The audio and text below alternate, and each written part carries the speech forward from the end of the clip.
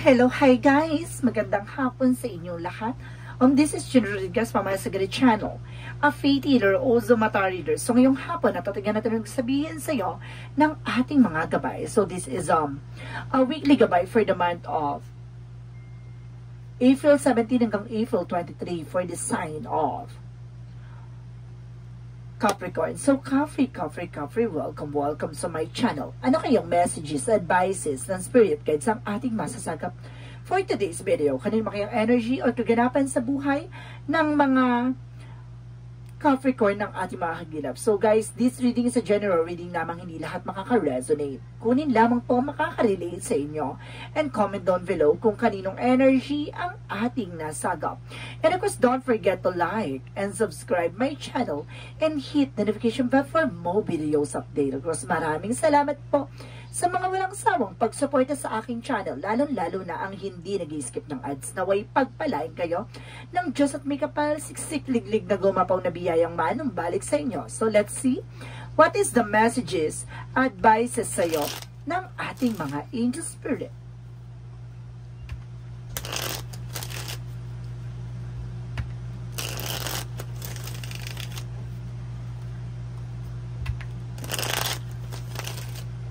So let's see guys.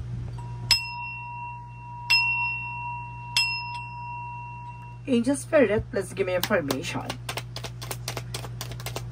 And of course guys, there's an information dito with the Page of Cups. So there's any intuitions. Now there's a gut feeling. At the same time, there's ambitions. Now parang unti-unti mo nararamdaman yung mga bagay-bagay sa paligid mo, na parang binibigyan mong kulay or binibigyan mo ng bagong eksena ang mga kaganapan sa buhay mo. And because there's the full card for a new beginning. Parang bagong simula. There's a new fresh talaga. No, parang bagong silang or bagong panganak, no?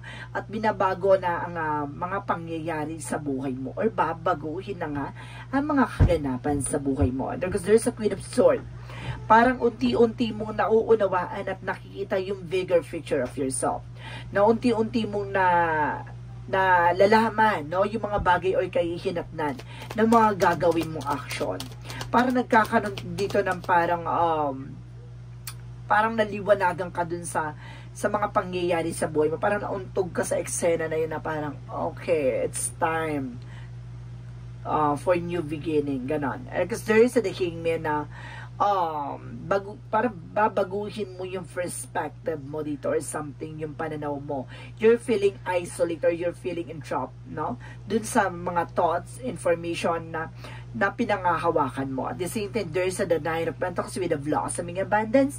So, parang may pag-ship out na parang binago ka ng mga pangyayari. Oy, ang ganda na tong reading na to, ha? Additional messages, and because the King of Pentacles is being secure. Na kumbaga pinangangalagaan, pinoproteksyonan mo na kagad, no? Kumbaga may angle dito na there's a formula or something solution, no? On how to get something new or something, get something incredible or something amazing, no? Parang binago ka dito na parang inaalam mo na kung paano mo giging secure yung finances, love life, and career mo. No? Paano mahihirapan alisin or paano mahihirapan silang mawala sa buhay mo. Parang ganun. Kumbaga sinisecure mo or parang nagpupondo or nag-i-invest ka dito for good times, no? So let's see what is the Page of Cups. For a Page of Cups, so there's the Queen of Cups. So there's a healing, no? Unti-unting paggaling ng iyong kaliwanagan at kaisipan. No, there is a thoughts, no? Parang pinagagaling na ang iyong pag-iisip, no? So some of you guys dati immature. No, ngayon parang nagiging mature enough ka na. And because the full card is the Temperance for a solid foundation. Parang hinubog ka dito ng mga karanasan, ng mga pinagdaanan. No, parang pinatibay with a solid foundation with the Temperance. So this is the moment for a new beginning, for a new fresh start. Now the Queen of Swords represents what? The Hierophant. So this is the education na parang kumbaga sa dami mong napagdaanan at ang dami mong nalaman at natutunan sa mga bagay o pangyayari sa buhay mo. Kumbaga nalaman mo na kung paano mo i-adjust, no? Ang iyong sarili, no? Parang nakita mo na, kumbaga tinitignan mo na yung bigger picture of yourself on how to grow and expand, no? Kumbaga unti-unti nang nagde-develop yung mindset mo. So there's the hangman represent the chariot card. There's a movement na parang kumbaga binabago mo na dito or inaayos mo na ang iyong perspective or yung pananaw sa buhay, no? Parang sa dami mong pinagdaan at dami mong karanasan na nangyari, no? Kumbaga yung mga bagay na yun ay nagsisink in sa'yo na you need to do something, you need to clear your boundaries or you need to change your style, no? Parang binago mo talaga dito ang iyong sarili, no? Dahil alam mo yun ang nagdudulot ng komplikasyon, kaya hindi nagiging maganda ang daloy ng iyong buhay. The Nine of Pentacles represent the Six of Wands. So this is a victory na maaring matamo mo. You are on the spotlight, no? Kumbaga dahil sa mga pinagdaanan mo ngayon, unti-unti mo nang nakakamit, unti-unti mo nang nararanasan ang mga bagay na hindi mo in-expect na makakamit mo. The Nine of Pentacles represent the Nine of Cups. So this is the wish fulfillment. No, ito yung hiniling mo na sana maka-recover ako or sana makaalis na ako sa sitwasyon ko. So, pero ito yung sinasabi na dahil sa mga karanasan mo, hinubog ka doon at naliwanagan ka, marunong ka ng magprotekta at marunong ka mag-secure, no, ng mga pinaghirapan mo, ng mga bagay-bagay sa paligid mo, ng time mo, no, na alam mo na nauubos na ang oras at panahon mo sa mga walang katuturang bagay na parang bigla kang, diba, ginising or binatukan sa eksena na parang, oh, this is the wake-up call. You need to do something. You need to develop yourself. You need to transform yourself. Na parang hindi, kumbaga, hayaan mo pa bang nandiyan ka sa sitwasyon, no? 5 years from now, kung saan ka na ba sa sitwasyon mo, no? Dapat there's an improvement, no? Dapat ginaganong ka na ng angel spirit. Dito pa na sa umpisa with an intuition, pinapasok na sa iyong intuitions, sa isip mo, no? Sa iyong mindset, no? Na parang binabago na at unti-unti nang hinihilom. Kumbaga, parang gusto nitong matauhang ka na, no, na parang ayusin mo na yung buhay mo. So let's see what is the Page of Cups and the Queen of Cups. So there's the Sun card. See, there's a pure positive outcome with a success, no, and there's a victory. Dahil sa intuition at nakinig ka sa gut feeling mo, makakamit mo tong tagumpay na inaasam mo. Dahil because the Fool card and the Temperance represent what? And because there's the Star card. Wow. This is the Fool card. The Temperance is the solid foundation. And the Star card is an healing and miracle. So, parang hindi mo inaasahan to na parang magsisimula ka ng maganda at panibagong eksena. Parang, akala mo parang hindi ka na makakalaya dun sa sitwasyon. Or parang feeling mo na, kumbaga, malinay naging bungad mo sa nakaraang eksena. Parang, paano ka makakabawi sa sarili? Parang this is the moment na parang unti-unti mo ng yung alam mo nangyari sa buhay mo, parang magiging kwento na lang siya. Parang this is the very historical, no? So let's see what is the Queen of Swords. And because there is the Hierophant. So see, there is a Six of Cups. This is a past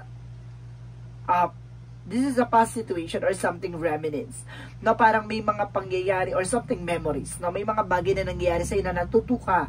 No, parang dahil sa mga karanasan at dahil sa natutunan na napagdaanan mo, no, kumbaga ngayon ay binago mo ang iyong pananaw or sistema.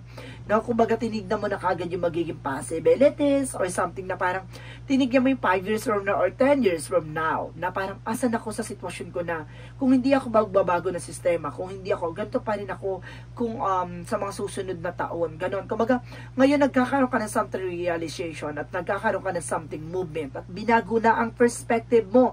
There's the Chariot for a movement. And because there's the Eight of Swords na parang, kumbaga, nalaman mo sa sarili mo na dahil sa mga tao sa paligid mo na toxic, nadadamay ka sa sitwasyon na alam mong kakainin ka nung sistema na yun hanggang sa hindi ka na makabangon. No? Parang nagkaroon ka dito ng something, no, instinct. And because there is the Three of Wands for, Kumbaga, nag-invest ka na, nagkaroon na ng something, growth and expansion sa'yo. And the 6 of Wands is a victory. Kumbaga, unti-unti mo na nakakamit yung mga pangarap mo ngayon. At maaring there's a 3 of Wands, maghantay ka ng tamang pagkakataon. Now, there's a final resort or something, waiting for a ship or waiting for a soul. Hintayin mong baguhin ka ng mga karanasan mo. Kumbaga, ito na yung mga bagay na yun, kumbaga, yung mga bagay na pinagdaanan mo, ito na yung consequences with the 3 of Wands. So, there's a trouble, guys, ha? So, let's see what is the Knight of Pentacles and the Ace. And the Nine of Cups. Knight of Pentacles and the Knight of Cups. So, represent the lover. So, see? Kumbaga, hindi mo in-expect na tao, itong tao na to ay makikilala mo na. Itong tao na to, yung, dahil sa naging, inuna mo yung sarili mo, no? Inuna mo maging maayos ang buhay mo. Kumbaga, dito mo yung tao makikilala para,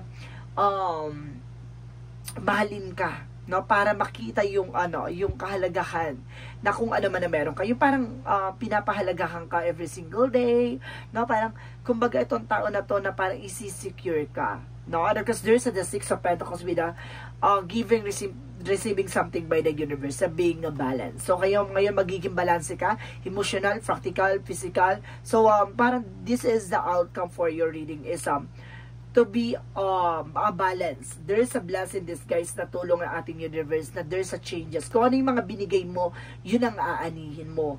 No, kumbaga matuto kang mag-invest, matuto kang mag-provide, matuto kang sumugal, no, sa hamon ng buhay. Hindi ko sinabi magsugal ka by literal na sugal. Sumugal ka sa buhay, take some risk. No, so let's see what is additional messages for career. Sa career mo naman, guys, so there's the Ace of Wands for a new beginning. Magkakaroon ka ng bago simula dito at panibagong pagkakataon na parang nakikita mo na yung unti-unti mong pagsinay, no, sa liwanag ng tagumpay, no? Parang nagkakaroon ka ng bagong mga plano, kumbaga nai-improve mo na yung sarili mo, na ganon. Additional messages for career. So there's the Four of Swords na kumbaga pahinga na lang ang kulang sa'yo. Parang gano'n. Kumbaga, hihingiin mo ngayon ng pahinga. Kumbaga, there's a Four of Swords being rest. No, kailangan mo rin magpahinga dito at the same time. No, kumbaga, dahil sa kumbaga, parang na-overwhelm ka o baka ma-overwhelm ka dito sa blessing na ibibigay sa'yo ng universe. So, let's see additional messages about love life. So, there's the 5 of Wands. Marami kang kakapetensya, ha, pagdating sa pag-ibig. Pero, there's a Knight of Wands for resilience. At sinasabi dito na magtatagumpay ka or either nagtagumpay ka, no? Dahil sa pagiging matyaga mo, no? At, kumbaga, inunawa mo yung mga bagay sa paligid mo na hindi mo na makailangan i-fleece yung sarili mo para lang, diba, tanggapin at, diba? Tanggapin ka ng mga tao sa paligid mo. Kumbaga, ito yung tao, ito yung mga bagay na, kumbaga, binago ka ng mga pangyayari. So, let's see additional messages about sa health. So, there's the 2 of Swords with an indecision in reverse. So, ibig sabihin dito, nagkaroon ka ng final decisions, and because there's a 2 of Cups with a partnership, nakikipag-ugnayan ka na, at binago ka talaga ng tanda na dito talaga. Kumbaga, this is, parang a wake-up call for you na baguhin ang buhay mo. No? And of course, there's a partnership. Pagdating sa health mo, parang kumbaga nagkakaroon kayo ng pagtutulungan. Parang nagkaroon ka dito ng freedom for financial crisis, no? Parang freedom for heartache, no? Parang ito yung bagay na parang nakalaya ka sa sakit at kirot. No, parang ganon. So, let's see. Additional messages for magical fairy messages. And of course, sa health nyo, guys, ha, kumbaga parehas kayo nagtutulungan ng person mo in the near future. So, let's see what is additional magical fairy messages. And there's some healing, healed healer. So, some of you are become a healer, or either kailangan mo magpagamot, or kumbaga unti-unti nang gumagaling, no, ang mga sugat ng nakaraan. At the same time, let's see. And there's a dietary change. So, kailangan mo mag-diet, no? Kumbaga, kailangan nyo mag-exercise ng person mo. Diba? So, let's see what is the synchronicities.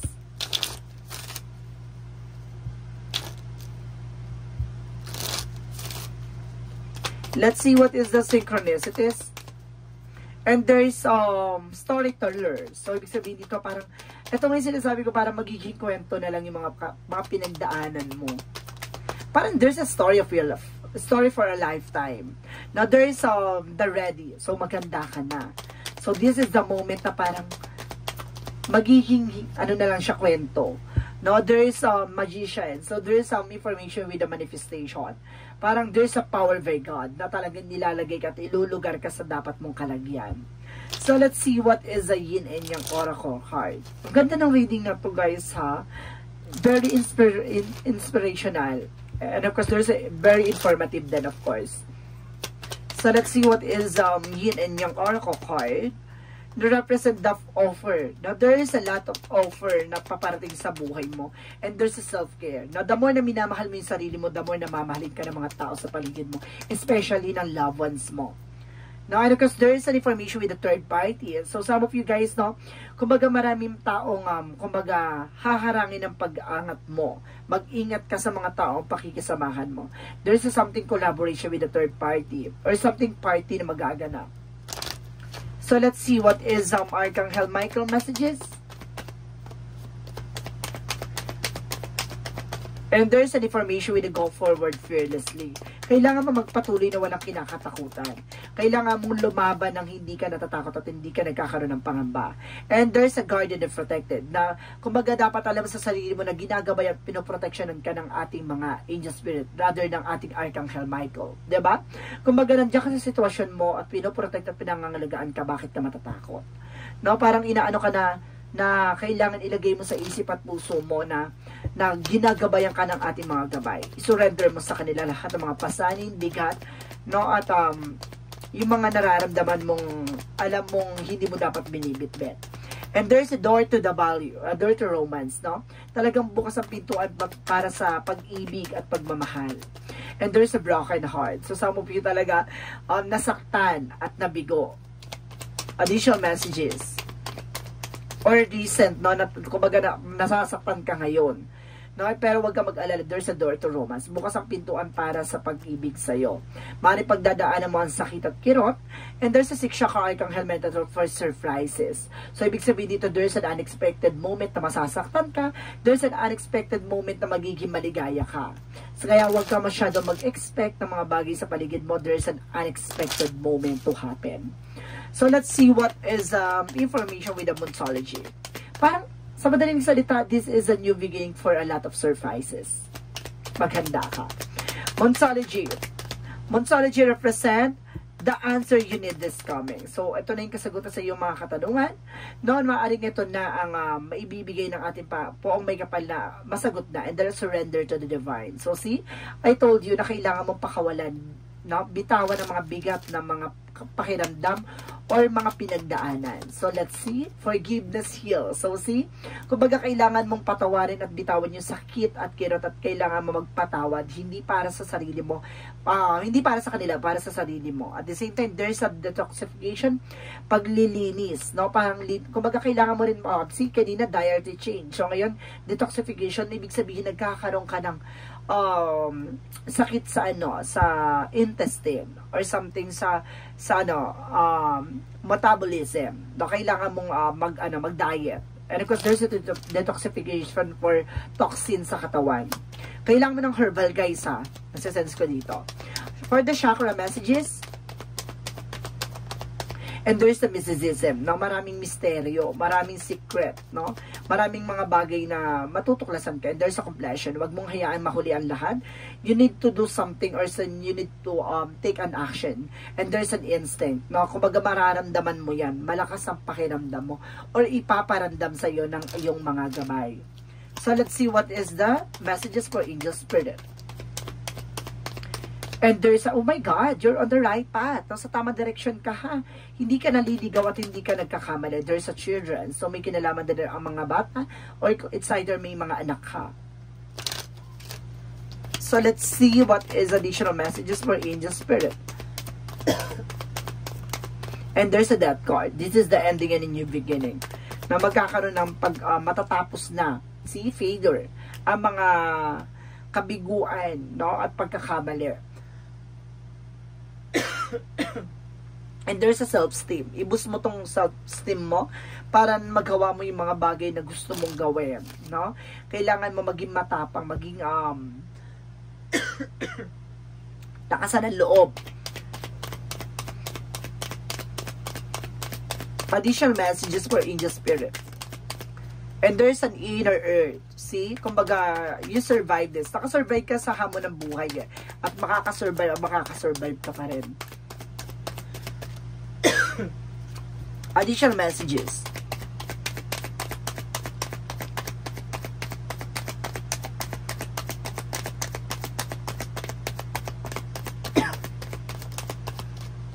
And there is a life lesson. So, see? Kumbaga, kasama talaga siya sa matututunan mo. There's a higher learning. No? Talaga pagdadaanan mo talaga siya. And there's a choices. No? Kumbaga, pag pipiliin ka o pipiliin mo yung mga bagay na matututunan mo. And there's a third eye. Clairvoyance, I told you. No? May mga bagay na makikita ka or may mga pasilip. See, there's a goddess insight. Pasilip nga. No? Kumbaga there's a spiritual abilities or spiritual knowledge dito. Or biglang magkakaroon ng development ang iyong kakayanan. Kaya pala dito parang intuition eh. So, ibig sabihin may kakayanan ka, malakas ang pakiramdam mo.